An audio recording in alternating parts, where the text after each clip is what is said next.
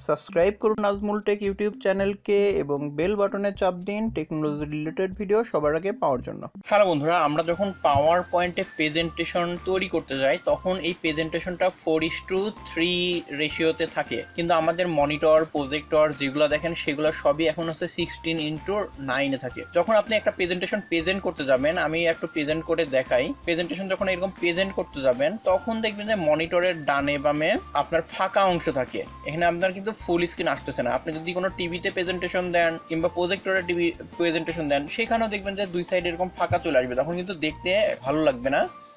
এই কারণে আপনাকে 16:9 রেশিওতে প্রেজেন্টেশনটা প্রেজেন্ট করা লাগবে। এক্ষেত্রে আপনি যখন হচ্ছে প্রেজেন্টেশনটা ডিজাইন করবেন তখনই যদি হচ্ছে 16:9 রেশিওতে ডিজাইন করেন, তাহলে আপনি যে প্রেজেন্টেশনটা তৈরি করছেন সেটার ডিজাইন আর কোনো কিছু চেঞ্জ করা লাগবে না, কোনো কিছু করা লাগবে না, সুন্দরভাবে আপনার প্রেজেন্টেশনটা তৈরি করে ফেলতে পারবেন। কিন্তু যখন আপনি এরকম 4:3-তে নিয়ে যাবেন, নিয়ে যাওয়ার পরে যখন আবার এটাকে 16:9 করবেন, তখন কিন্তু আপনার এই প্রেজেন্টেশনটা আগে আবার নতুন করে সাজানো লাগবে, কারণ আপনার ডাইনে বামে অনেকখানি জায়গা বেড়ে যাবে। আপনি যেভাবে প্রেজেন্টেশনটা করছেন সেভাবে থাকবে না, কিছুটা 19-20 বা এলোমেলো হয়ে যাবে। তো এখন 16:9 কিভাবে নিয়ে যাবেন এটা নিয়ে আমরা এখন দেখবো। এর জন্য আপনাকে প্রথমে যাওয়া লাগবে ডিজাইনে।